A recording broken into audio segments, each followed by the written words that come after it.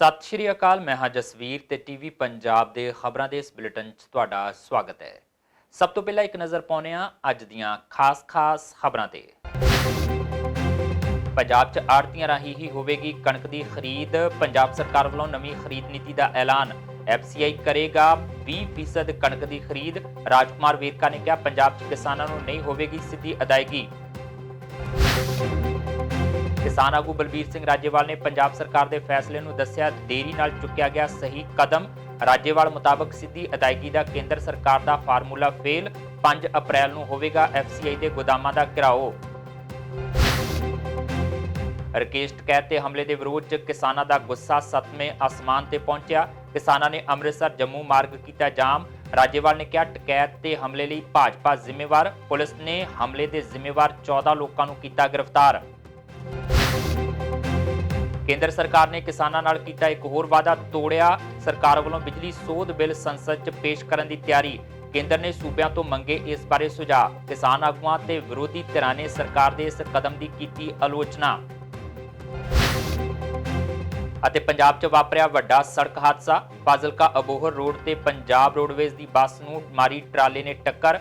ਬੱਸ ਤੇ ਟਰਾਲੇ ਦੇ ਡਰਾਈਵਰ ਸਮੇਤ 9 ਲੋਕ ਹੋਏ ਜ਼ਖਮੀ। ਹਸਪਤਾਲ ਵਿਖੇ ਕੀਤਾ ਜਾ ਰਿਹਾ ਹੈ ਜ਼ਖਮੀਆਂ ਦਾ ਇਲਾਜ। ਤੇ ਹੁਣ ਖਬਰਾਂ ਦਾ ਵਿਸਥਾਰ। ਪੰਜਾਬ 'ਚ ਕਣਕ ਦੀ ਖਰੀਦ ਆੜ੍ਹਤੀਆਂ ਰਾਹੀਂ ਹੀ ਹੋਵੇਗੀ। ਪੰਜਾਬ ਸਰਕਾਰ ਵੱਲੋਂ ਜਾਰੀ ਕੀਤੀ ਗਈ ਖਰੀਦ ਨੀਤੀ ਤੋਂ ਇਹ ਗੱਲ ਸਾਫ਼ ਹੋ ਗਈ ਹੈ। ਨੀਤੀ ਵਿੱਚ ਆੜ੍ਹਤੀਆਂ ਨੂੰ ਫਸਲ ਦੀ ਸਫਾਈ ਤੁਲਾਈ ਦਾ ਪਹਿਲਾਂ ਵਾਂਗ ਹੀ ਕੰਮ ਸੌਂਪਿਆ ਗਿਆ ਹੈ।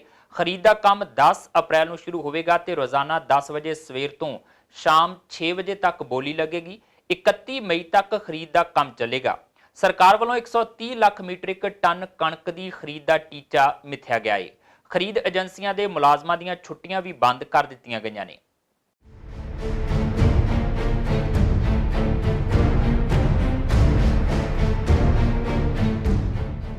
ਕੇਂਦਰ ਸਰਕਾਰ ਨਾਲ ਸਿੱਧੀ ਅਦਾਇਗੀ ਦੇ ਮਾਮਲੇ ਤੇ ਖਿੱਚੋਤਾਣ ਦੌਰਾਨ ਪੰਜਾਬ ਸਰਕਾਰ ਨੇ ਆੜ੍ਹਤੀਆਂ ਰਾਹੀਂ ਅਦਾਇਗੀ ਕਰਨ ਦਾ ਦੋ ਟੁਕ ਫੈਸਲਾ ਲੈ ਲਿਆ ਹੈ। 10 ਤਰੀਕ ਨੂੰ ਪੰਜਾਬ ਦੇ ਵਿੱਚ ਕਣਕ ਦੀ ਖਰੀਦ ਸ਼ੁਰੂ ਹੋ ਜਾਣੀ ਹੈ, ਪਰ ਇਸ ਤੋਂ ਪਹਿਲਾਂ ਕੇਂਦਰ ਸਰਕਾਰ ਦਾ DBT ਰਾਹੀਂ ਅਦਾਇਗੀ ਕਰਨ ਤੇ ਪੰਜਾਬ ਸਰਕਾਰ ਦਾ ਆੜ੍ਹਤੀਆਂ ਰਾਹੀਂ ਅਦਾਇਗੀ ਕਰਨ ਦਾ ਪੇਚ ਫਸਿਆ ਹੋਇਆ ਹੈ। ਤੇ ਹੁਣ ਕੈਪਟਨ ਅਮਰਿੰਦਰ ਸਿੰਘ ਦੀ ਸਰਕਾਰ ਨੇ ਕਣਕ ਦੀ ਖਰੀਦ ਲਈ ਖਰੀਦ ਨੀਤੀ ਜਾਰੀ ਕਰ ਦਿੱਤੀ ਹੈ, ਜਿਸ ਦੇ ਵਿੱਚ ਸਾਫ਼ ਕਰ ਦਿੱਤਾ ਗਿਆ ਹੈ ਕਿ ਪੰਜਾਬ 'ਚ ਕਿਸਾਨਾਂ ਨੂੰ ਕਣਕ ਦੀ ਫਸਲ ਲਈ ਅਦਾਇਗੀ ਆੜ੍ਹਤੀ ਰਾਹੀਂ ਹੀ ਕੀਤੀ ਜਾਏਗੀ।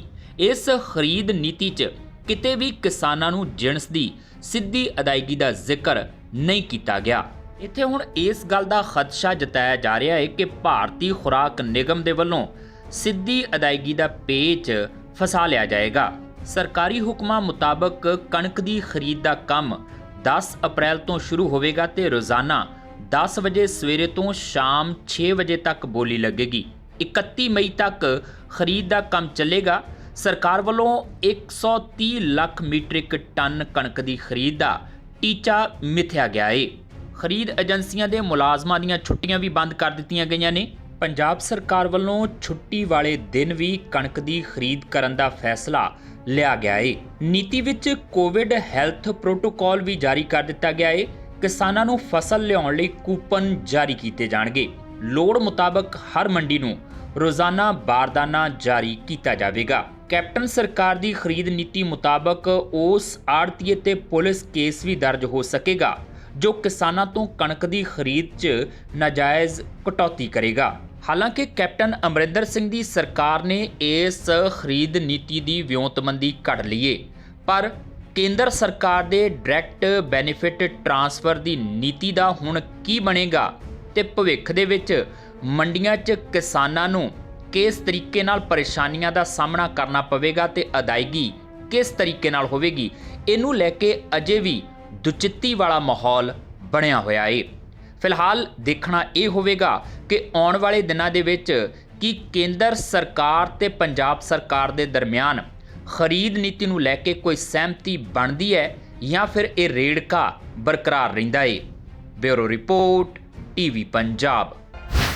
ਪੰਜਾਬ ਖੇਤੀਬਾੜੀ ਯੂਨੀਵਰਸਿਟੀ ਲੁਧਿਆਣਾ 'ਚ ਅੱਜ ਸੰਯੁਕਤ ਕਿਸਾਨ ਮੋਰਚੇ ਦੇ ਆਗੂਆਂ ਦੀ ਯੂਨੀਵਰਸਿਟੀ ਦੇ ਸਟਾਫ ਦੇ ਨਾਲ ਖੇਤੀ ਕਾਨੂੰਨਾਂ ਨੂੰ ਲੈ ਕੇ ਅਹਿਮ ਬੈਠਕ ਹੋਈ। ਇਸ ਮੀਟਿੰਗ 'ਚ ਬਲਬੀਰ ਸਿੰਘ ਰਾਜੇਵਾਲ, ਹਰਮੀਤ ਸਿੰਘ ਕਾਦੀਆਂ, ਦਰਸ਼ਨਪਾਲ ਅਤੇ ਜਗਜੀਤ ਸਿੰਘ ਡੱਲੇਵਾਲ ਸਮੇਤ ਕਈ ਕਿਸਾਨ ਆਗੂ ਮੌਜੂਦ ਰਹੇ। ਮੀਟਿੰਗ ਉਪਰੰਤ ਪ੍ਰੈਸ ਕਾਨਫਰੰਸ ਨੂੰ ਸੰਬੋਧਨ ਕਰਦਿਆਂ ਬਲਬੀਰ ਸਿੰਘ ਰਾਜੇਵਾਲ ਨੇ ਕਿਹਾ ਕਿ ਸਿੱਧੀ ਅਦਾਇਗੀ ਦਾ ਸਰਕਾਰ ਦਾ ਫਾਰਮੂਲਾ ਪਾਸ ਹੀ ਨਹੀਂ ਹੋ ਸਕਦਾ, ਕਿਉਂਕਿ ਉਹ ਜ਼ਮੀਨਾਂ ਦੇ ਮੁਤਾਬਕ ਖਾਤੇ ਵੇਖ ਕੇ ਉਹਨਾਂ ਵਿੱਚ ਪੈਸੇ ਪਾਉਣਾ ਚਾਹੁੰਦੇ ਨੇ, ਜੋ ਸੰਭਵ ਨਹੀਂ। ਇਸ ਕਰਕੇ ਸਰਕਾਰ ਇਸ ਵਿੱਚ ਫੇਲ ਸਾਬਤ ਹੋਈ ਹੈ। ਪੰਜਾਬ ਸਰਕਾਰ ਵੱਲੋਂ ਆੜ੍ਹਤੀਆਂ ਰਾਹੀਂ ਕਣਕ ਦੀ ਖਰੀਦ ਦੇ ਫੈਸਲੇ ਤੇ ਟਿੱਪਣੀ ਕਰਦਿਆਂ ਰਾਜੇਵਾਲ ਨੇ ਕਿਹਾ ਕਿ ਸੂਬਾ ਸਰਕਾਰ ਨੂੰ ਇਹ ਕਦਮ ਪਹਿਲਾਂ ਹੀ ਚੁੱਕ ਲੈਣਾ ਚਾਹੀਦਾ ਸੀ। ਰਾਜੇਵਾਲ ਮੁਤਾਬਕ ਕਿਸਾਨ ਜਥੇਬੰਦੀਆਂ 5 ਅਪ੍ਰੈਲ ਨੂੰ FCI ਦੇ ਸਾਰੇ ਗੋਦਾਮਾਂ ਦਾ ਘਿਰਾਓ ਕਰਨਗੀਆਂ ਅਤੇ ਆੜ੍ਹਤੀਆਂ ਰਾਹੀਂ ਹੀ ਕਿਸਾਨਾਂ ਨੂੰ ਭੁਗਤਾਨ ਕਰਨ ਦੀ ਮੰਗ ਕਰਨਗੀਆਂ। ਪੰਜਾਬ 'ਚ ਇਹ ਪੋਸੀਬਲ ਨਹੀਂ, ਕਿਉਂਕਿ ਸਾਡੀ ਪ੍ਰੈਕਟੀਕਲੀ ਦੇਖੋ ਜ਼ਮੀਨਾਂ ਦੇ ਤਿੰਨ ਪੁਸ਼ਤਾਂ ਦੀਆਂ ਜ਼ਮੀਨਾਂ ਦੇ ਸਾਡੇ ਖਾਤੇ ਸਾਂਝੇ ਨੇ, ਅਸੀਂ ਤਕਸੀਮ ਨਹੀਂ ਕੀਤੀਆਂ। ਫਿਰ 40% ਜ਼ਮੀਨ ਐਸੀ ਹੈ ਪੰਜਾਬ ਦੀ ਜਿਹੜੀ ਕੋਈ ਲੋਕ ਬਾਹਰ ਬੈਠੇ ਨੇ ਵਿਦੇਸ਼ਾਂ 'ਚ, ਕੋਈ ਇੱਥੇ ਮੁਲਾਜ਼ਮ ਨੇ, ਜੇ ਉਹਨਾਂ ਨੇ ਜ਼ਮੀਨ ਦਾ ਰਿਕਾਰਡ ਦੇਖ ਕੇ ਪੇਮੈਂਟ ਕਰਨੀ ਹੈ ਫਿਰ ਤਾਂ ਫਸਲ ਵਿਕੇ ਨਹੀਂ ਸਕਦੀ। ਉਹ ਇਹ ਜਿਹੜਾ ਸਿੱਧੀ ਅਦਾਇਗੀ ਦਾ ਨਾਂ ਦੇ ਕੇ ਨਾ ਵੀ ਸਿੱਧੀ ਕਿਸਾਨ ਨੂੰ ਕਰ ਰਹੇ ਆ, ਅਸਲ ਵਿੱਚ ਉਹ ਲੋਕਾਂ ਨੂੰ ਗੁੰਮਰਾਹ ਕਰ ਰਹੇ ਨੇ। ਮਾਰਕੀਟ ਨੂੰ ਤੋੜਨ ਦਾ ਹੀ ਇਹ ਨਵਾਂ ਉਪਰਾਲਾ ਹੈ। ਉਹ ਕਹਿੰਦੇ ਨੇ ਖਰੀਦਾਂਗੇ, ਪੇਮੈਂਟ ਅਸੀਂ ਲਵਾਂਗੇ ਜ਼ਮੀਨ ਦੇ ਨੰਬਰ ਲੈ ਕੇ। ਉਹ ਸਿਸਟਮ ਪ੍ਰੈਕਟੀਕੇਬਲ ਨਹੀਂ ਹੈ। ਮੈਂ ਉਹੀ ਐਕਸਪਲੇਨ ਕਰਕੇ ਹਟਿਆ ਵੀ ਸਾਡੇ ਤਾਂ ਤਿੰਨ ਪੁਸ਼ਤਾਂ ਦੇ ਖਾਤੇ ਸਾਂਝੇ ਨੇ, ਪਤਾ ਹੀ ਨਹੀਂ ਲੱਗਣਾ ਕਿਹੜੀ ਜ਼ਮੀਨ ਕਿਹਦੇ ਕਬਜ਼ੇ 'ਚ, ਕਿਵੇਂ ਤੁਸੀਂ ਪੇਮੈਂਟ ਕਰੋਗੇ। ਇਹ ਇੱਕ ਦਿਨ ਦਾ ਕੰਮ ਤਾਂ ਹੈ ਨਹੀਂ ਵੀ ਜਾਦੂ ਮਾਰਿਆ ਤੁਸੀਂ ਖਾਤਾ ਕੱਲੇ ਦੇ ਨਾਂ ਕਰ ਦੋਗੇ। ਕੋਰਟਾਂ ਦੇ ਵਿੱਚ ਸਾਡੇ ਕਈ ਸਾਲ ਕੇਸ ਚੱਲੀ ਜਾਂਦੇ ਨੇ, ਤਾਂ ਨਹੀਂ ਫੈਸਲੇ ਹੁੰਦੇ। ਇੱਕ ਤਾਂ ਇਹ ਖਰੀਦ ਤਾਂ ਆੜ੍ਹਤੀਆਂ ਦੇ ਥਰੂ ਹੋਏਗੀ, ਉਹ ਤਾਂ ਉਹਨਾਂ ਦੇ ਕੋਲ ਕੋਈ ਹੈ ਨਹੀਂ, ਉਹਦਾ ਇਹਨਾਂ ਦੇ ਕੋਲ ਸਿਸਟਮ ਹੀ ਨਹੀਂ ਹੈ, ਕੋਈ ਉਹਦਾ ਆਲਟਰਨੇਟਿਵ ਕੋਈ ਨਹੀਂ ਸਰਕਾਰ ਕੋਲ, ਤਾਂ ਉਹਦੀ ਮਜਬੂਰੀ ਹੈ। ਸਵਾਲ ਇਹ ਜਿਹੜਾ ਪੇਮੈਂਟ ਦੇ ਮਾਮਲੇ 'ਚ ਕਰ ਰਹੇ ਨੇ ਹੇਰ ਫੇਰ, ਜਮਾਬੰਦੀ ਮਾਮਲਾ ਪ੍ਰੈਕਟੀਕੇਬਲ ਨਹੀਂ ਹੈ, ਪ੍ਰੈਕਟੀਕਲੀ ਹੋਣਾ ਹੀ ਨਹੀਂ, ਸੰਭਵ ਹੀ ਨਹੀਂ। 10 ਸਾਲ ਲੱਗੀ ਰਹੇ ਸਰਕਾਰ, ਤਾਂ ਖਾਤੇ ਜਿਹੜੇ ਨੇ ਉਹ ਡਿਵੀਜ਼ਨ ਜ਼ਮੀਨਾਂ ਦੀ ਨਹੀਂ ਹੋਣੀ। 5 ਤਾਰੀਖ ਨੂੰ FCI ਦੇ ਦਫ਼ਤਰਾਂ ਦਾ ਘਿਰਾਓ ਕਰਨ ਜਾ ਰਹੇ ਹਾਂ, ਧਰਨੇ ਦੇਣ ਜਾ ਰਹੇ ਹਾਂ FCI ਦੇ ਦਫ਼ਤਰਾਂ ਅੱਗੇ। ਉਹਦੇ ਪਿੱਛੇ ਕਈ ਕਾਰਨ ਨੇ। ਸਰਕਾਰ FCI ਨੂੰ ਡਿਸਬੈਂਡ ਕਰ ਰਹੀ ਹੈ, ਖਤਮ ਕਰ ਰਹੀ ਹੈ। ਜੇ FCI ਖਤਮ ਹੋ ਗਈ ਤਾਂ ਜਿੱਥੇ ਕਿਸਾਨ ਦੀ ਖਰੀਦ ਬੰਦ ਹੋ ਜਾਏਗੀ, MSP ਤੇ ਜ਼ਰੂਰ ਰਹੇਗੀ, ਪਰ ਪ੍ਰੋਕਿਉਰਮੈਂਟ ਜਿਹੜੀਆਂ ਸਟੇਟ ਏਜੰਸੀਆਂ ਉਹਦੇ ਪਰਚੇਜ਼ ਫॉर FCI ਜੇ ਨਾ ਰਹੀ ਫਿਰ ਕੌਣ ਲਏਗਾ? ਜਿਹੜਾ ਸਟਾਕ ਖਰੀਦਿਆ ਕਿਵੇਂ ਟ੍ਰਾਂਸਫਰ ਹੋਏਗਾ? ਔਰ ਇਹ ਤੋਂ ਵੀ ਅਗਲੀ ਗੱਲ, ਜੇ FCI ਕੋਲ ਸਟਾਕ ਨਹੀਂ ਜਾਏਗਾ ਤਾਂ ਜਿਹੜੇ ਇੱਥੇ ਗਰੀਬ ਲੋਕ ਨੇ ਉਹਨਾਂ ਨੂੰ ਆਟਾ ਦਾਲ ਸਕੀਮ 'ਚ ਜਿਹੜੀ PDS 'ਚ ਅਨਾਜ ਦਿੱਤਾ ਜਾਂਦਾ ਹੈ, ਉਹ ਇਹਦਾ ਮਤਲਬ ਉਹ ਵੀ ਬੰਦ ਹੋ ਜਾਏਗਾ। ਇਹ ਸਾਰੇ ਡਰਾਮੇ ਜਿਹੜੀ ਕਰ ਰਹੀ ਹੈ ਕੇਂਦਰ ਸਰਕਾਰ, ਇਹ ਆਮ ਲੋਕਾਂ ਨੂੰ ਪਰੇਸ਼ਾਨ ਕਰਨ ਲਈ ਕਰ ਰਹੀ ਹੈ। ਅਸੀਂ ਇਹਨੂੰ ਬਰਦਾਸ਼ਤ ਨਹੀਂ ਕਰਾਂਗੇ। ਬਲਬੀਰ ਸਿੰਘ ਰਾਜੇਵਾਲ ਨੇ ਲੰਘੇ ਕੱਲ ਰਕੇਸ਼ ਟਕੈਤ ਤੇ ਹੋਏ ਹਮਲੇ ਦੀ ਵੀ ਕਰੜੀ ਨਿੰਦਾ ਕੀਤੀ ਹੈ। ਰਾਜੇਵਾਲ ਨੇ ਕਿਹਾ ਕਿ ਰਕੇਸ਼ ਟਕੈਤ ਤੇ ਹਮਲੇ ਲਈ ਭਾਜਪਾ ਜ਼ਿੰਮੇਵਾਰ ਹੈ। ਰਾਜੇਵਾਲ ਮੁਤਾਬਕ ਉੜੀਸਾ 'ਚ ਇਸੇ ਤਰ੍ਹਾਂ ਦਾ ਹਮਲਾ ਉਹਨਾਂ ਤੇ ਹੋਇਆ ਸੀ ਤੇ ਕਈ ਥਾਵਾਂ ਤੇ ਭਾਜਪਾ ਵਰਕਰਾਂ ਦੇ ਵੱਲੋਂ ਕਿਸਾਨ ਆਗੂਆਂ ਨਾਲ ਅਜਿਹੀਆਂ ਹਰਕਤਾਂ ਕੀਤੀਆਂ ਗਈਆਂ। ਦੱਸ ਦਈਏ ਕਿ ਰਕੇਸ਼ ਟਕੈਤ ਤੇ ਹਮਲੇ ਤੋਂ ਬਾਅਦ ਕਿਸਾਨਾਂ ਦਾ ਗੁੱਸਾ 7ਵੇਂ ਅਸਮਾਨ ਤੇ ਹੈ ਤੇ ਉਹ ਪੰਜਾਬ 'ਚ ਵੀ ਕਈ ਥਾਈਂ ਜਾਮ ਲਗਾ ਕੇ ਭਾਜਪਾ ਵਿਰੁੱਧ ਰੋਸ ਪ੍ਰਦਰਸ਼ਨ ਕਰ ਰਹੇ ਨੇ। ਇਸ ਮਾਮਲੇ 'ਚ ਪੁਲਿਸ ਨੇ ਹੁਣ ਤੱਕ 14 ਲੋਕਾਂ ਨੂੰ ਗ੍ਰਿਫਤਾਰ ਕੀਤਾ ਹੈ। ਭਾਜਪਾ ਪਕੜਾਈ ਹੋਈ ਹੈ। ਉਹਨਾਂ ਨੇ ਉੜੀਸਾ 'ਚ ਵੀ ਕੋਸ਼ਿਸ਼ ਕੀਤੀ ਸੀ, ਮੈਂ ਨਾਲ ਸੀ ਉਸ ਵੇਲੇ। ਉਹਨਾਂ ਦੀ ਗੱਡੀ ਅੱਗੇ ਲੰਘੀ, ਪਿੱਛੋਂ ਇੱਕ ਭਾਜਪਾ ਦੇ ਇੱਕ ਬੰਦੇ ਨੇ ਬੱਟਾ ਮਾਰਿਆ। ਉਹ ਤੋਂ ਬਾਅਦ ਜਦੋਂ ਅਸੀਂ ਆ ਗਏ ਤਾਂ ਉੱਥੇ ਜਿਹੜੇ ਸਾਡੇ ਬੈਨਰ ਲੱਗੇ ਹੋਏ ਸੀ, ਉੱਥੇ ਪੰਜਾਬੀ ਪਾਪੂਲੇਸ਼ਨ ਨੇ ਗੁਰਦੁਆਰੇ ਦੇ ਬਾਹਰ ਬੈਨਰ ਲਾਏ ਸੀ, ਸਾਡਾ ਸਵਾਗਤ ਕਰਨ ਲਈ ਸੱਦਿਆ ਸੀ। ਜਦੋਂ ਅਸੀਂ ਉੱਥੋਂ ਆ ਗਏ ਉਹਨਾਂ ਨੇ ਜਾ ਕੇ ਬੈਨਰ ਵੱਢੇ ਤੇ ਨਾਅਰੇ ਲਾਏ। ਉੱਥੇ ਫਿਰ ਜਿਹੜੇ ਉੱਥੇ ਪੰਜਾਬੀ ਸੀ ਉਹਨਾਂ ਨੇ ਫੜ ਕੇ ਉਹਨਾਂ ਨੂੰ ਪੁਲਿਸ ਦੇ ਹਵਾਲੇ ਕੀਤਾ। ਇਸੇ ਤਰ੍ਹਾਂ ਦੂਜੀ ਵਾਰੀ ਉਹਨੇ ਰਾਜਸਥਾਨ 'ਚ ਹੋਇਆ। ਇਹ ਤੋਂ ਬੜਾ ਸਾਫ਼ ਸਪਸ਼ਟ ਜ਼ਾਹਰ ਹੈ। ਔਰ ਇਹੀ ਨਹੀਂ ਵੀ ਉਹਨਾਂ ਨੇ ਸ਼ੀਸ਼ੇ ਭੰਨੇ ਨੇ, ਉੱਥੇ ਗੋਲੀ ਵੀ ਚਲਾਈ। ਪੰਜਾਬ 'ਚ ਕਣਕ ਦੀ ਖਰੀਦ ਆੜ੍ਹਤੀਆਂ ਰਾਹੀਂ ਕੀਤੇ ਜਾਣ ਦੇ ਪੰਜਾਬ ਸਰਕਾਰ ਦੇ ਫੈਸਲੇ ਦੀ ਵਿਧਾਇਕ ਡਾਕਟਰ ਰਾਜਕੁਮਾਰ ਵੇਰਕਾ ਨੇ ਸ਼ਲਾਘਾ ਕੀਤੀ ਹੈ। ਡਾਕਟਰ ਰਾਜਕੁਮਾਰ ਵੇਰਕਾ ਨੇ ਕਿਹਾ ਕਿ ਪੰਜਾਬ ਸਰਕਾਰ ਨੇ ਪਹਿਲਾਂ ਹੀ ਸਪਸ਼ਟ ਕਰ ਦਿੱਤਾ ਸੀ ਕਿ ਖੇਤੀ ਸੰਬੰਧੀ ਕੇਂਦਰ ਦਾ ਕੋਈ ਵੀ ਕਾਨੂੰਨ ਜਾਂ ਨਿਰਦੇਸ਼ ਮਨਜ਼ੂਰ ਨਹੀਂ ਕੀਤਾ ਜਾਵੇਗਾ। ਸਿੱਧੀ ਅਦਾਇਗੀ ਨਾਲ ਕੇਂਦਰ ਸਰਕਾਰ ਕਿਸਾਨਾਂ ਤੇ ਆੜ੍ਹਤੀਆਂ ਦਾ ਭਾਈਚਾਰਾ ਤੋੜਨਾ ਚਾਹੁੰਦੀ ਹੈ। ਪੰਜਾਬ ਸਰਕਾਰ ਕੇਂਦਰ ਦੇ ਫੈਸਲੇ ਨੂੰ ਕਿਸੇ ਵੀ ਕੀਮਤ ਤੇ ਲਾਗੂ ਨਹੀਂ ਕਰੇਗੀ।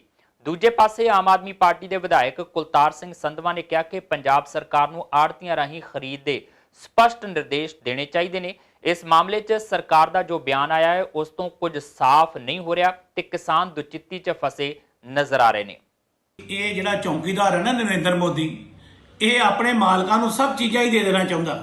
ਬਈ ਇਹ ਬਿਜਲੀ ਦੇ ਜਿਹੜੇ ਮੋਨੋਪਲੀ ਹੈ ਇਹ ਵੱਡੇ ਘਰਾਣਿਆਂ ਨੂੰ ਦੇਣਾ ਚਾਹੁੰਦਾ ਹੈ। ਕਦੀ ਇਹ ਗੱਲ ਕਹਿ ਰਿਹਾ ਇੱਕ ਭਾਸ਼ਾ ਇੱਕ ਦੇਸ਼, ਫਿਰ ਕਹਿਣਗੇ ਇੱਕ ਧਰਮ ਇੱਕ ਦੇਸ਼, ਹੁਣ ਕਹਿੰਦੇ ਆ ਵੀ ਇੱਕ ਬਿਜਲੀ ਤੇ ਪੂਰੇ ਦੇਸ਼ ਦਾ ਰੇਟ। ਇਹ ਕਿੱਦਾਂ ਹੋ ਸਕਦਾ ਭਾਈ? ਸਾਡੇ ਸਬਸਿਡੀ ਕਿਸਾਨਾਂ ਨੂੰ ਅਸੀਂ ਦਿੰਦੇ ਆ, ਅਸੀਂ ਦਲਿਤਾਂ ਨੂੰ ਸਬਸਿਡੀ ਦਿੰਦੇ ਆ, ਤੁਸੀਂ ਉਹ ਸਬਸਿਡੀ ਨੂੰ ਖਤਮ ਕਰਨਾ ਚਾਹੁੰਦੇ ਹੋ। ਇਹ ਗਲਤ ਆ। ਔਰ ਪੰਜਾਬ ਦੇ ਵਿੱਚ ਇਹ ਕਿਸਾਨ ਵਿਰੋਧੀ, ਪੰਜਾਬ ਵਿਰੋਧੀ ਇਹ ਜਿਹੜੇ ਕਾਲੇ ਕਾਨੂੰਨ ਆ ਬਿਜਲੀ ਵਾਲੇ, ਇਹ ਅਸੀਂ ਨਹੀਂ ਮੰਨਾਂਗੇ, ਇੱਥੇ ਲਾਗੂ ਨਹੀਂ ਹੋਣਗੇ। मैं इसमें बाघे पुराने की दाणा मंडी ਦੇ ਵਿੱਚ ਬੈਠਾ ਤੇ ਹੱਲੇ ਤੱਕ ਭਾਵੇਂ ਪੰਜਾਬ ਸਰਕਾਰ ਨੇ ਕਿਹਾ ਵੀ 10 ਤਰੀਕ ਤੋਂ ਖਰੀਦ ਸ਼ੁਰੂ ਹੋਏਗੀ ਜਿਹੜੀ ਕਣਕ ਦੀ, ਤੇ ਲੇਕਿਨ ਹਾਲੇ ਤੱਕ ਕੋਈ ਤਿਆਰੀ ਦਾ ਕੋਈ ਵਾਅਦਾ ਹੀ ਨਹੀਂ ਹੈ, ਨਾ ਕੋਈ ਬਾਰਦਾਨਾ ਹੈ, ਨਾ ਕੋਈ ਹੋਰ ਤਿਆਰੀ ਕੀਤੀ ਗਈ ਹੈ। ਔਰ ਸਰਕਾਰ, ਕੇਂਦਰ ਸਰਕਾਰ ਨੇ ਜਿੱਥੇ ਸਾਡੀ ਬਾਂਹ ਮਰੋੜਨ ਵਾਸਤੇ ਗੱਲ ਕਹੀ ਹੈ ਕਿ ਜਿਹੜੀ ਸਿੱਧੀ ਅਦਾਇਗੀ ਕੀਤੀ ਜਾਏਗੀ, ਉੱਥੇ ਪੰਜਾਬ ਸਰਕਾਰ ਨੇ ਚਿੱਠੀ ਜਾਰੀ ਕਰਕੇ ਕਿਹਾ ਕਿ ਅਸੀਂ ਜਿਹੜਾ ਆੜ੍ਹਤੀਆਂ ਦੇ ਥਰੂ ਕਰਾਂਗੇ। ਇਹ ਸਾਰੇ ਜਾਣੇ ਰਲ ਮਿਲ ਕੇ ਕਾਊਂਟ ਜਿਹੜੀ ਉਹ ਖੇਡੀ ਜਾਂਦੇ ਆ ਤੇ ਲੋਕਾਂ ਨੂੰ ਭੰਬਲ ਭੂਸੇ 'ਚ ਪਾਇਆ। ਇਹਨੂੰ ਸਾਰਾ ਕੁਝ ਪੰਜਾਬ ਸਰਕਾਰ ਨੂੰ ਚਾਹੀਦਾ ਡਿਟੇਲ ਦੇ ਵਿੱਚ ਦੱਸਿਆ ਜਾਵੇ ਔਰ ਹਰੇਕ ਨਿੱਟੀ ਗ੍ਰਿਟੀ ਜਿਹੜੀ ਹੈ ਖਰੀਦ ਦੀ ਉਹਨੂੰ ਪ੍ਰੋਪਰਲੀ ਐਡਰੈਸ ਕੀਤਾ ਜਾਵੇ। ਕੇਂਦਰ ਸਰਕਾਰ ਨੇ ਸੰਯੁਕਤ ਕਿਸਾਨ ਮੋਰਚੇ ਨਾਲ ਮੀਟਿੰਗਾਂ ਦੌਰਾਨ ਬਿਜਲੀ ਸੋਧ ਬਿੱਲ ਨੂੰ ਸੰਸਦ 'ਚ ਨਾ ਲੈ ਕੇ ਆਉਣ ਬਾਰੇ ਰਜ਼ਾਮੰਦੀ ਜ਼ਾਹਰ ਕੀਤੀ ਸੀ, ਪਰ ਹੁਣ ਸਰਕਾਰ ਨੇ ਇਸ ਬਿੱਲ ਨੂੰ ਲਾਗੂ ਕਰਨ ਲਈ ਮੁੜ ਸਰਗਰਮੀ ਫੜ ਲਈ ਹੈ। ਕੇਂਦਰੀ ਬਿਜਲੀ ਮੰਤਰਾਲੇ ਨੇ ਸੂਬਿਆਂ 'ਚ ਇਹਨਾਂ ਸੋਧਾਂ ਬਾਰੇ ਮੁੜ ਤੋਂ ਸੁਝਾਅ ਲੈਣੇ ਸ਼ੁਰੂ ਕਰ ਦਿੱਤੇ ਨੇ। ਆਮ ਆਦਮੀ ਪਾਰਟੀ ਨੇ ਕੇਂਦਰ ਦੇ ਇਸ ਕਦਮ ਦੀ ਤਿੱਖੀ ਆਲੋਚਨਾ ਕੀਤੀ ਹੈ। ਆਮ ਆਦਮੀ ਪਾਰਟੀ ਦੇ ਆਗੂ ਅਮਨ ਅਰੋੜਾ ਨੇ ਕਿਹਾ ਹੈ ਕਿ ਸਰਕਾਰ ਕਿਸਾਨਾਂ ਨਾਲ ਕੀਤੇ ਵਾਅਦੇ ਤੋਂ ਪਲਟ ਰਹੀ ਹੈ। ਜੇਕਰ ਬਿਜਲੀ ਸੋਧ ਬਿੱਲ ਲਾਗੂ ਹੋ ਗਿਆ ਤਾਂ ਇਸ ਸੈਕਟਰ ਉੱਤੇ ਵੀ ਕਾਰਪੋਰੇਟ ਘਰਾਣਿਆਂ ਦਾ ਕਬਜ਼ਾ ਹੋ ਜਾਵੇਗਾ। ਸਰਕਾਰੀ ਬਿਜਲੀ ਨਿਗਮ ਨਕਾਰਾ ਕਰ ਦਿੱਤੇ ਜਾਣਗੇ ਤੇ ਲੋਕਾਂ ਨੂੰ ਮਹਿੰਗੀ ਬਿਜਲੀ ਦਾ ਭਾਰ ਸਹਿਣ ਲਈ ਮਜਬੂਰ ਹੋਣਾ ਪਵੇਗਾ। मैं समझदा कि जो केंद्र सरकार ने हुण दोबारा चिट्ठी कढ़ी है स्टेटां नूं, जिस दे तहत बिजली सोध बिल 2020 ते उपर दोबारा उन्होंने सुझाव मंगे ने, मैं समझदा कि राज्यां दे अधिकारां दे उपर ਇਹ ਡਾਕਾ ਮਾਰ ਦੀ ਇੱਕ ਨਵੀਂ ਕਵਾਇਤ, ਨਵੀਂ ਰਵਾਇਤ ਹੈ ਜਿਹੜੀ ਉਹ ਸ਼ੁਰੂ ਕੀਤੀ ਹੋਈ ਹੈ ਕੇਂਦਰ ਸਰਕਾਰ ਨੇ। ਪਹਿਲਾਂ ਵੀ ਜਿੰਨੇ ਸਟੇਟ ਸਬਜੈਕਟ ਸੀਗੇ ਉਹਨਾਂ ਸਾਰਿਆਂ ਨੂੰ ਆਪਦੇ ਕਬਜ਼ੇ ਦੇ ਵਿੱਚ ਲੈ ਕੇ, ਜਿਵੇਂ ਕਿ ਕਿਸਾਨੀ ਦੇ ਜਿੰਨੇ ਇਸ਼ੂ ਨੇ ਆਪਦੇ ਕਬਜ਼ੇ ਵਿੱਚ ਲੈ ਕੇ ਕੇਂਦਰ ਸਰਕਾਰ ਸਟੇਟਾਂ ਨੂੰ ਮੰਗਤਾ ਭਿਖਾਰੀ ਬਣਾਉਣ ਲੱਗੀ ਹੋਈ ਹੈ।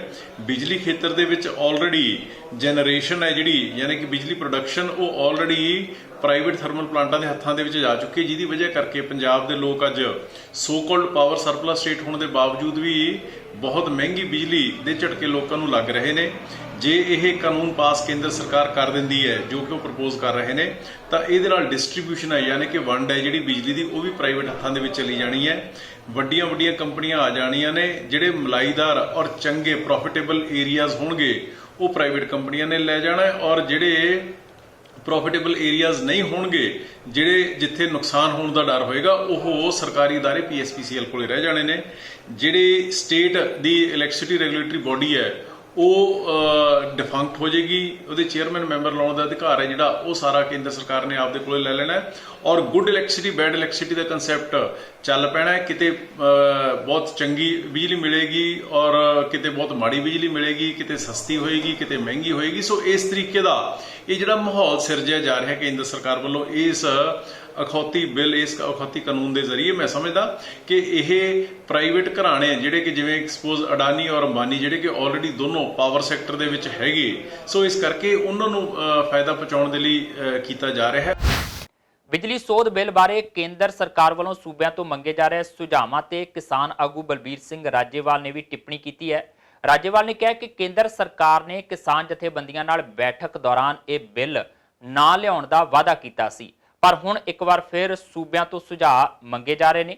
ਰਾਜੇਵਾਲ ਨੇ ਕਿਹਾ ਕਿ ਵੱਖ-ਵੱਖ ਸੂਬਿਆਂ ਦੇ ਕਿਸਾਨ ਆਗੂਆਂ ਤੋਂ ਸਰਕਾਰ ਦੇ ਇਸ ਕਦਮ ਨਾਲ ਨਜਿੱਠਣ ਲਈ ਰਾਏ ਮੰਗੀ ਜਾ ਰਹੀ ਹੈ ਤੇ ਜਲਦ ਇਸ ਉੱਤੇ ਵੱਡਾ ਫੈਸਲਾ ਲਿਆ ਜਾਵੇਗਾ।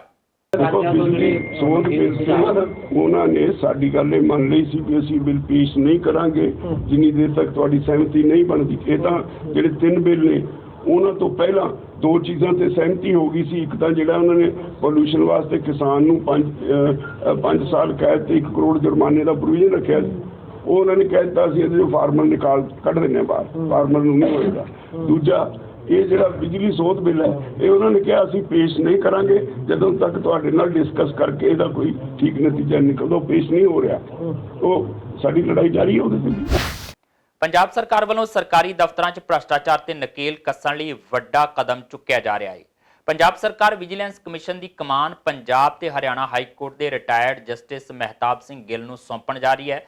ਸੂਤਰਾਂ ਤੋਂ ਮਿਲੀ ਜਾਣਕਾਰੀ ਮੁਤਾਬਕ ਪੰਜਾਬ ਦੇ ਰਾਜਪਾਲ ਵੀਪੀ ਸਿੰਘ ਬਦਨੌਰ ਨੇ ਵੀ ਜਸਟਿਸ ਮਹਿਤਾਬ ਸਿੰਘ ਗਿੱਲ ਦੇ ਨਾਮ ਤੇ ਸਹਿਮਤੀ ਜਤਾਈ ਹੈ। ਉਹਨਾਂ ਦੀ ਨਿਯੁਕਤੀ ਜਲਦ ਹੀ ਹੋ ਸਕਦੀ ਹੈ। ਪੰਜਾਬ ਸਰਕਾਰ ਦੇ ਇਸ ਫੈਸਲੇ ਨੂੰ ਆਉਣ ਵਾਲੀਆਂ ਵਿਧਾਨ ਸਭਾ ਚੋਣਾਂ ਨਾਲ ਜੋੜ ਕੇ ਵੀ ਵੇਖਿਆ ਜਾ ਰਿਹਾ ਹੈ।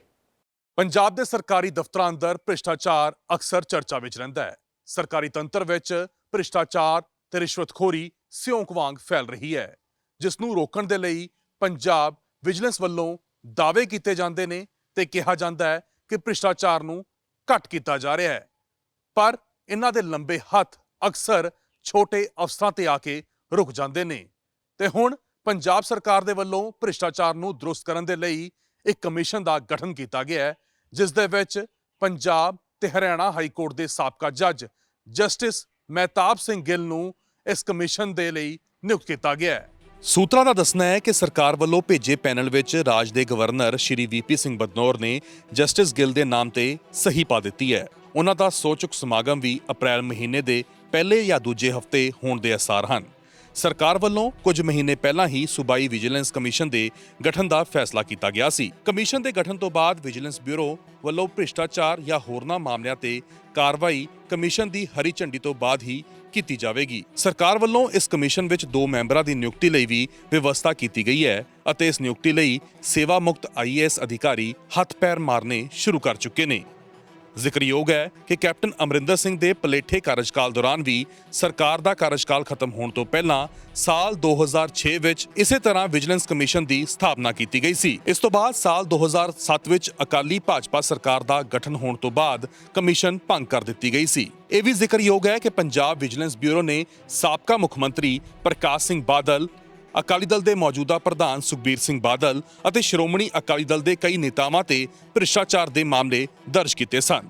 ਇਨ੍ਹਾਂ ਵਿੱਚੋਂ ਜ਼ਿਆਦਾਤਰ ਮਾਮਲਿਆਂ ਵਿੱਚ ਗਵਾਹਾਂ, ਖਾਸ ਕਰ ਵਿਜੀਲੈਂਸ ਦੇ ਅਧਿਕਾਰੀਆਂ ਵੱਲੋਂ ਹੀ ਆਪਣੇ ਪਹਿਲੇ ਬਿਆਨਾਂ ਤੋਂ ਮੁਕਰਨ ਕਰਕੇ ਵਿਜੀਲੈਂਸ ਦੀ ਕਾਰਜਗੁਜ਼ਾਰੀ ਤੇ ਇੱਕ ਤਰ੍ਹਾਂ ਨਾਲ ਸਵਾਲੀਆ ਨਿਸ਼ਾਨ ਲੱਗ ਚੁੱਕਿਆ ਹੈ।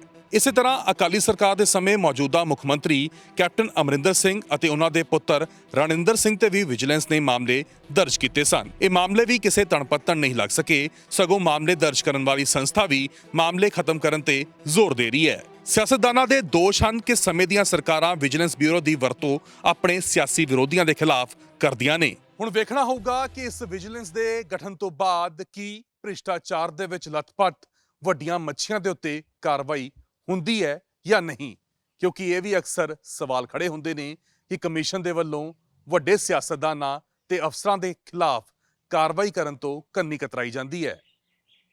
ਹੁਣ ਜਸਟਿਸ ਮਹਿਤਾਬ ਸਿੰਘ ਗਿੱਲ ਪੰਜਾਬ ਦੇ ਵਿੱਚੋਂ ਕਿੰਨਾ ਕੁ ਭ੍ਰਿਸ਼ਟਾਚਾਰ ਖਤਮ ਕਰ ਪਾਉਣਗੇ, ਇਹ ਵੱਡਾ ਸਵਾਲ ਹੈ। Bureau report, TV Punjab. ਕਾਤਿਲ ਚਾਈਨਾ ਡੋਰ ਨੇ ਪੰਜਾਬ 'ਚ ਇੱਕ ਹੋਰ ਨੌਜਵਾਨ ਦੀ ਜਾਨ ਲੈ ਲਈ ਹੈ। ਮ੍ਰਿਤਕ ਜਗਤਾਰ ਸਿੰਘ ਬੁਢਲਾਡਾ ਦੇ ਪਿੰਡ ਬੋਹਾ ਦਾ ਰਹਿਣ ਵਾਲਾ ਸੀ। ਜਗਤਾਰ ਸਿੰਘ ਆਪਣੇ ਇੱਕ ਦੋਸਤ ਨਾਲ ਸ਼ਹਿਰ ਤੋਂ ਦੁਕਾਨ ਦਾ ਸਮਾਨ ਲੈ ਕੇ ਪਿੰਡ ਵਾਪਸ ਪਰਤ ਰਿਹਾ ਸੀ ਤਾਂ ਰੇਲਵੇ ਓਵਰ ਬ੍ਰਿਜ ਉੱਤੇ ਚਾਈਨਾ ਡੋਰ ਉਸ ਦੇ ਗਲੇ 'ਚ ਲਿਪਟ ਗਈ। ਇਸ ਕਾਰਨ ਦੋਵੇਂ ਜਣੇ ਮੋਟਰਸਾਈਕਲ ਤੋਂ ਹੇਠਾਂ ਡਿੱਗ ਗਏ।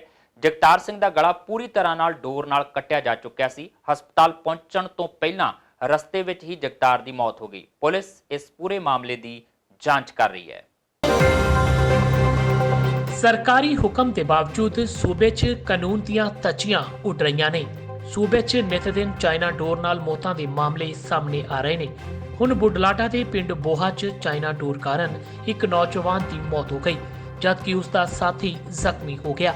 ਮ੍ਰਿਤਕ ਨੌਜਵਾਨ ਦੀ ਪਛਾਣ 26 ਸਾਲਾ ਜਗਤਾਰ ਸਿੰਘ ਵਜੋਂ ਹੋਈ ਹੈ।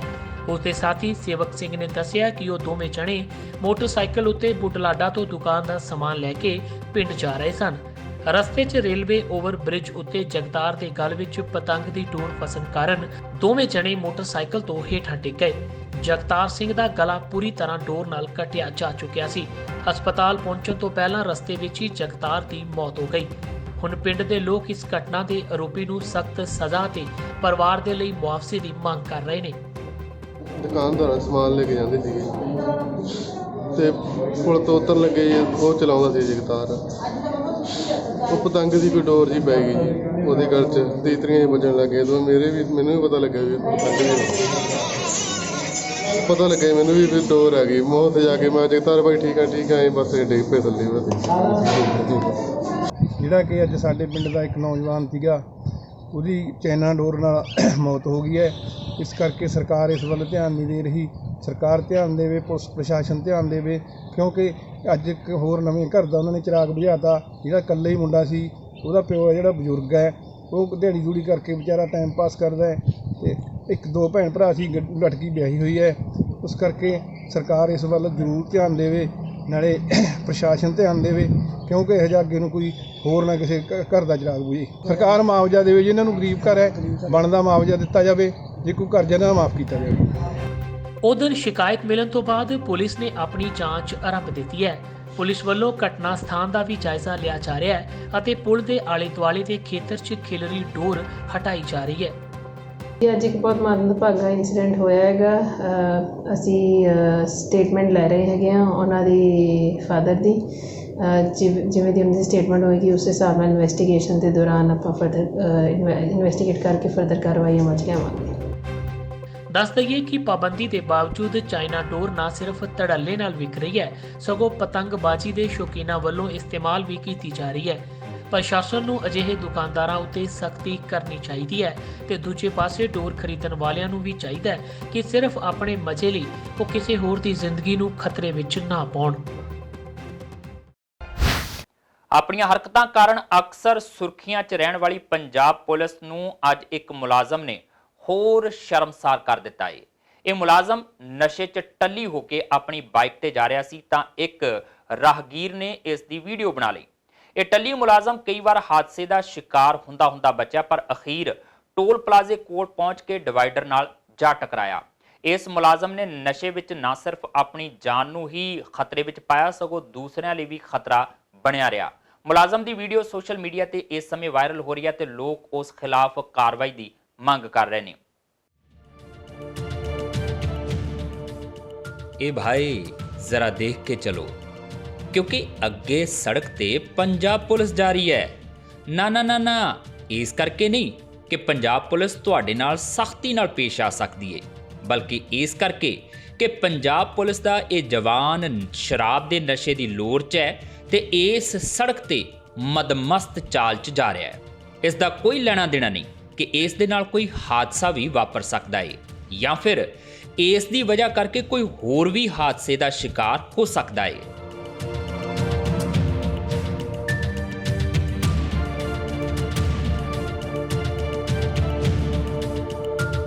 ਦਰਅਸਲ ਇਹ ਤਸਵੀਰਾਂ ਜਲਾਲਾਬਾਦ ਦੇ ਨਜ਼ਦੀਕ ਇੱਕ ਟੋਲ ਪਲਾਜ਼ੇ ਦੀਆਂ ਦੱਸੀਆਂ ਜਾ ਰਹੀਆਂ ਨੇ, ਜਿੱਥੇ ਇੱਕ ਰਾਹਗੀਰ ਨੇ ਸ਼ਰਾਬ ਦੇ ਨਸ਼ੇ 'ਚ ਮੋਟਰਸਾਈਕਲ ਤੇ ਜਾ ਰਹੇ ਇਸ ਪੁਲਿਸ ਮੁਲਾਜ਼ਮ ਨੂੰ ਆਪਣੇ ਮੋਬਾਈਲ ਫੋਨ ਦੇ ਕੈਮਰੇ 'ਚ ਕੈਦ ਕਰ ਲਿਆ।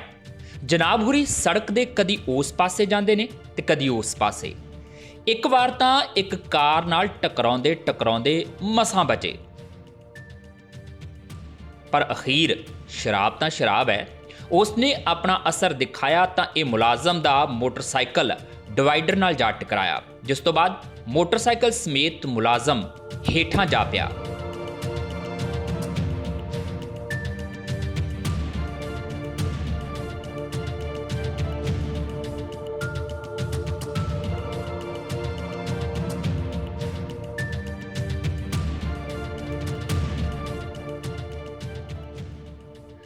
ਇਹ ਵੀਡੀਓ ਹੁਣ ਸੋਸ਼ਲ ਮੀਡੀਆ ਤੇ ਖੂਬ ਵਾਇਰਲ ਹੋ ਰਹੀ ਹੈ ਤੇ ਪੰਜਾਬ ਪੁਲਿਸ ਦੇ ਮੁਲਾਜ਼ਮ ਦੀ ਇਸ ਹਰਕਤ ਦੀ ਚੌਤਰਫਾ ਨਿੰਦਾ ਵੀ ਹੋ ਰਹੀ ਹੈ।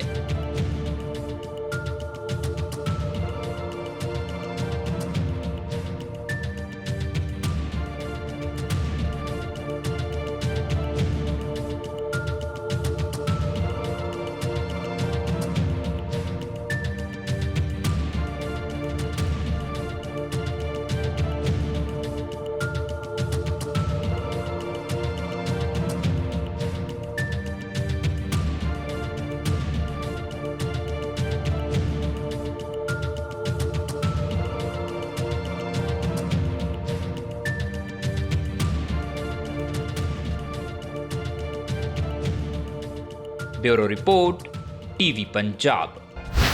ਪੰਜਾਬ 'ਚ ਅੱਜ ਫਿਰ ਇੱਕ ਵਾਰ ਵੱਡਾ ਸੜਕ ਹਾਦਸਾ ਵਾਪਰਿਆ ਹੈ। ਫਾਜ਼ਿਲਕਾ ਅਬੋਹਰ ਰੋਡ ਤੇ ਪਿੰਡ ਰਾਮਪੁਰਾ ਨੇੜੇ ਪੰਜਾਬ ਰੋਡਵੇਜ਼ ਫਿਰੋਜ਼ਪੁਰ ਡਿਪੂ ਦੀ ਬੱਸ ਨੂੰ ਇੱਕ ਟਰਾਲੇ ਨੇ ਪਿੱਛੋਂ ਟੱਕਰ ਮਾਰ ਦਿੱਤੀ। ਬੱਸ ਸਵਾਰੀਆਂ ਉਤਾਰਨ ਲਈ ਸੜਕ ਤੇ ਰੁਕੀ ਸੀ। ਇਸ ਹਾਦਸੇ 'ਚ 9 ਸਵਾਰੀਆਂ ਫੱਟੜ ਹੋ ਗਈਆਂ, ਜਿਨ੍ਹਾਂ ਨੂੰ ਇਲਾਜ ਲਈ ਹਸਪਤਾਲ ਦਾਖਲ ਕਰਵਾਇਆ ਗਿਆ। ਹਾਦਸੇ 'ਚ ਬੱਸ ਅਤੇ ਟਰਾਲੇ ਦਾ ਡਰਾਈਵਰ ਵੀ ਜ਼ਖਮੀ ਹੋਏ ਨੇ। ਪੁਲਿਸ ਇਸ ਸੰਬੰਧੀ ਕਾਨੂੰਨੀ ਕਾਰਵਾਈ ਕਰ ਰਹੀ ਹੈ। ਫਾਜ਼ਿਲਕਾ ਅਬੋਹਰ ਰੋਡ ਉੱਤੇ ਪਿੰਡ ਰਾਮਪੁਰਾ ਨੇੜੇ ਪੰਜਾਬ ਰੋਡਵੇਜ਼ ਫਿਰੋਜ਼ਪੁਰ ਡਿਪੂ ਦੀ ਬੱਸ ਅਤੇ ਟਰਾਲੇ ਦੀ ਟੱਕਰ ਨਾਲ ਕਈ ਸਵਾਰੀਆਂ ਜ਼ਖਮੀ ਹੋ ਗਈਆਂ, ਜਿਨ੍ਹਾਂ ਨੂੰ ਫਾਜ਼ਿਲਕਾ ਦੇ ਸਿਵਲ ਹਸਪਤਾਲ ਵਿੱਚ ਇਲਾਜ ਲਈ ਭਰਤੀ ਕਰਵਾਇਆ ਗਿਆ। ਮਿਲੀ ਜਾਣਕਾਰੀ ਅਨੁਸਾਰ ਅਬੋਹਰ ਤੋਂ ਫਾਜ਼ਿਲਕਾ ਲਈ ਪੰਜਾਬ ਰੋਡਵੇਜ਼ ਦੀ ਬੱਸ ਸਵਾਰੀਆਂ ਲੈ ਕੇ ਆ ਰਹੀ ਸੀ। ਇਸ ਦੌਰਾਨ ਜਦੋਂ ਉਹ ਪਿੰਡ ਰਾਮਪੁਰਾ ਨੇੜੇ ਸਵਾਰੀਆਂ ਨੂੰ ਉਤਾਰ ਰਹੀ ਸੀ ਤਾਂ ਪਿੱਛੋਂ ਆ ਰਹੇ ਇੱਕ ਟਰਾਲੇ ਨੇ ਬੱਸ ਨੂੰ ਟੱਕਰ ਮਾਰ ਦਿੱਤੀ, ਜਿਸ ਨਾਲ ਬੱਸ ਵਿੱਚ ਬੈਠੀਆਂ 50 ਸਵਾਰੀਆਂ ਵਿੱਚੋਂ 9 ਸਵਾਰੀਆਂ ਹਾਦਸੇ ਵਿੱਚ ਜ਼ਖਮੀ ਹੋ ਗਈਆਂ, ਜਿਨ੍ਹਾਂ ਨੂੰ ਐਂਬੂਲੈਂਸ ਦੀ ਸਹਾਇਤਾ ਨਾਲ ਹਸਪਤਾਲ ਵਿੱਚ ਭਰਤੀ ਕਰਵਾਇਆ ਗਿਆ। ਉੱਥੇ ਹੀ ਇਸ ਹਾਦਸੇ ਵਿੱਚ ਟਰਾਲੇ ਦਾ ਡਰਾਈਵਰ ਅਤੇ ਬੱਸ ਦਾ ਡਰਾਈਵਰ ਵੀ ਜ਼ਖਮੀ ਹੋਏ ਦੱਸੇ ਜਾ ਰਹੇ ਨੇ। फाजिलका एंटर कर रहे थे बस राम सर पता नहीं सडनली शायद बस रुकी है, पता ही नहीं चला, एकदम से मेरे को तो लग गई और जोर से झटका लगा तो पता चला कि कुछ नीचे उतर के पता चला कि ये लगी है, ट्राला लगा उसमें। सर अस तो बस से ट्रोला ते उन्हें बैक मारी नहीं थी। अच्छा जी, मतलब पिछों टक्कर मारी है। हाँ जी बैक साइड वो बजी है। अच्छा जी, ये तो हम उसे कह नहीं सकते कितनी गलती उस बस के विच सी किन्नी कुछ सवारियां सी बस च? भरी हुई सी पूरी बस। ਹਾਦਸਾ ਹੀ ਗੱਡੀ ਸਵਾਰੀ ਅਸੀਂ ਲਾ ਰਹੇ ਸੀਗੇ, ਪਿੱਛੋਂ ਘੋੜੇ ਵਾਲਾ ਆਇਆ, ਉਹਨਾਂ ਨੇ ਬ੍ਰੇਕ ਹੀ ਨਹੀਂ ਲਾਈ। ਗੱਡੀ ਤੋਂ ਪਹਿਲਾਂ ਖੜੀ ਸੀ, ਸਵਾਰੀ ਲਾ ਕੇ ਤੁਰਨ ਲੱਗੇ, ਇਹਨੇ ਲਿਆ ਕੇ ਵਿੱਚ ਮਾਰੇ, ਪਿੱਛੋਂ ਸਾਰੀ ਗੱਡੀ ਇਕੱਠੀ ਕਰਤੀ। ਕਿੰਨੇ ਕੁ ਵਜੇ ਦਾ ਹਾਦਸਾ ਹੈ ਜੀ ਇਹ ਸਵੇਰੇ ਤਕਰੀਬਨ 7:50 ਦੀ ਗੱਲ ਹੈ। ਸਵਾਰੀਆਂ ਸਾਡੇ ਕੋਲ ਸੀਗੀਆਂ ਜੀ 50 ਤੇ ਜ਼ਖਮੀ ਕਿੰਨੀਆਂ ਹੋਈਆਂ ਨੇ ਜੀ? 6-7 ਸਵਾਰੀਆਂ ਹੈਗੀਆਂ ਜੀ, ਜ਼ਿਆਦਾ ਜਿਨ੍ਹਾਂ ਦੇ ਸੱਟਾਂ ਲੱਗੀਆਂ, ਬਾਕੀ ਮਾੜਾ ਮੋਟਾ ਜਿਵੇਂ ਜਦੋਂ ਗੱਡੀ ਦਾ ਐਕਸੀਡੈਂਟ ਹੋਇਆ ਝਟਕਾ ਲੱਗਿਆ ਸਾਰੇ ਨੂੰ, ਸਵਾਰੀ ਹੈਗੀਆਂ ਕਈਆਂ ਸਵਾਰੀਆਂ ਨੂੰ ਝਟਕਾ ਲੱਗਿਆ। ਇਹ ਹਾਦਸਾ ਜੀ ਸਾਨੂੰ ਇੰਟੀਮੇਸ਼ਨ ਆਏ ਸੀਗੇ, ਕੰਟਰੋਲ ਤੋਂ ਫੋਨ ਆਇਆ ਸੀਗਾ ਜਿਹੜਾ ਕਿ ਰਾਮਪੁਰਾ ਕੋਲ ਇੱਕ ਰੋਡ ਐਕਸੀਡੈਂਟ ਹੋਇਆ, ਜਿਹੜਾ ਕਿ ਟਰੱਕ ਡਰਾਈਵਰ ਜਿਹੜਾ ਪਿੱਛੋਂ ਆ ਕੇ ਜਿਹੜਾ ਕਿ ਬੱਸ ਦੇ ਵਿੱਚ ਵੱਜਿਆ। ਅੱਛਾ ਜੀ, ਕਿੰਨੀਆਂ ਸਵਾਰੀਆਂ ਘਾਇਲ ਹੋਈਆਂ ਹੋਣਗੀਆਂ ਜੀ? ਸਾਡੇ ਅੰਤ ਪਰ ਸਵਾਰੀਆਂ ਜਿਹੜੀਆਂ ਕਿ ਹਸਪਤਾਲ ਇਲਾਜ ਲਈ ਪਹੁੰਚਾ ਕੇ ਗਈਆਂ ਸੀਗੇ 108 ਤੇ ਮੇ ਵੀ 3-4 ਜਿਹੜੀਆਂ ਸਵਾਰੀਆਂ ਕੁਝ ਜ਼ਿਆਦਾ ਸੱਟਾਂ ਨੇ ਤੇ 2-4 ਸਵਾਰੀਆਂ ਉਹਨਾਂ ਜਿਹਨਾਂ ਕੁਝ ਮਾਮੂਲੀ ਸੱਟਾਂ ਹੈ। ਇਹ ਜਿਹੜਾ ਟਰੱਕ ਹੈ ਇਹ ਸੀਮੈਂਟ ਇਹਦੇ ਵਿੱਚ ਲੋਡ ਹੈ, ਇਹ ਸੁਰਤਗੜ੍ਹ ਤੋਂ ਆ ਰਹੇ ਸੀਗੇ। ਠੀਕ ਹੈ। ਤੇ ਬਾਕੀ ਅੱਗੇ ਇਹਨਾਂ ਨੇ ਜਾਣਾ ਸੀਗਾ ਅੰਮ੍ਰਿਤਸਰ ਜਾਣਾ। ਤੇ ਬੱਸ ਕਿਹੜੇ ਪਾਸੋਂ ਆ ਰਹੀ ਸੀ? ਬੱਸ ਹੋਰ ਤੋਂ ਆ ਰਹੀ ਸੀਗੀ, ਇਹਨਾਂ ਨੇ ਸਾਈਡ ਤੋਂ ਪਵਾਉਣਾ ਸੀਗਾ।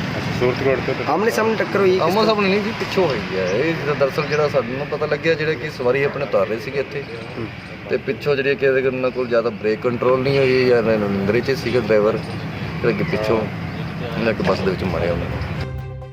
ਦੱਸਿਆ ਜਾ ਰਿਹਾ ਹੈ ਕਿ ਟਰਾਲਾ ਰਾਜਸਥਾਨ ਤੋਂ ਸੀਮਟ ਲੈ ਕੇ ਪੰਜਾਬ ਆਇਆ ਸੀ। ਬੱਸ ਦੇ ਅਚਾਨਕ ਰੁਕਣ ਨਾਲ ਟਰਾਲਾ ਉਸ ਨਾਲ ਟਕਰਾ ਗਿਆ। ਪੁਲਿਸ ਇਸ ਮਾਮਲੇ 'ਚ ਬਣਦੀ ਕਾਨੂੰਨੀ ਕਾਰਵਾਈ ਕਰ ਰਹੀ ਹੈ। ਇਸ ਸਨ ਹੁਣ ਤੱਕ ਦੀਆਂ ਖਬਰਾਂ ਤੇ ਜਾਂਦੇ ਇੱਕ ਵਾਰ ਫਿਰ ਨਜ਼ਰ ਪਾਉਂਦੇ ਹਾਂ ਮੁੱਖ ਖਬਰਾਂ ਤੇ। ਪੰਜਾਬ 'ਚ ਆੜ੍ਹਤੀਆਂ ਰਾਹੀਂ ਹੀ ਹੋਵੇਗੀ ਕਣਕ ਦੀ ਖਰੀਦ। ਪੰਜਾਬ ਸਰਕਾਰ ਵੱਲੋਂ ਨਵੀਂ ਖਰੀਦ ਨੀਤੀ ਦਾ ਐਲਾਨ। FCI ਕਰੇਗਾ 20% ਕਣਕ ਦੀ ਖਰੀਦ। ਰਾਜਕੁਮਾਰ ਵੇਰਕਾ ਨੇ ਕਿਹਾ ਪੰਜਾਬ 'ਚ ਕਿਸਾਨਾਂ ਨੂੰ ਨਹੀਂ ਹੋਵੇਗੀ ਸਿੱਧੀ ਅਦਾਇਗੀ। ਕਿਸਾਨ ਆਗੂ ਬਲਬੀਰ ਸਿੰਘ ਰਾਜੇਵਾਲ ਨੇ ਪੰਜਾਬ ਸਰਕਾਰ ਦੇ ਫੈਸਲੇ ਨੂੰ ਦੱਸਿਆ ਦੇਰੀ ਨਾਲ ਚੁੱਕਿਆ ਗਿਆ ਸਹੀ ਕਦਮ।